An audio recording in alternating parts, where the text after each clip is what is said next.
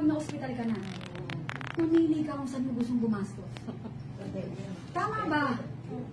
Sa prevention, o sa may sakit ka na, isa dyan, mas malaki gastos. Tama? Yes. Isa dyan, may gastos ka na, ubos pa savings mo, may sakit ka pa, hindi pa sure kung mabubuhay ka. Tama ba? Lalo pag o-operahan ka, papapirmahin ka ng waiver eh. Tama ba? O hindi kami sigurado rito na pagkatapos ng operation ay ikaw ay buhay.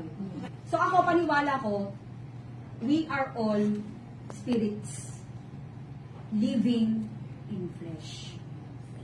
So kung meron man titirhan yung espiritu ko, isa lang, ito lang. So I need to take care of this body. Kasi isa lang to. Walang reincarnation.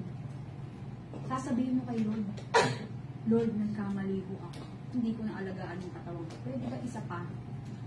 Wala na. That's it. Walang ganun. Walang ganun. Tama ba? Yes. Minsan kailangan marinig natin yung mga ganitong realization para mag-sink in sa atin na kung meron man dapat unahin, sarili mo. Yes. Kasi alam mo yung bigay ka ng bigay, di ba? Nauubos ka na pala, little did you know, wala nang natitira sa'yo, tapos dulo, ikaw pa yung kawawa, may sakit ka pa. Wala ka pang ipon. Kasi lahat binigay mo.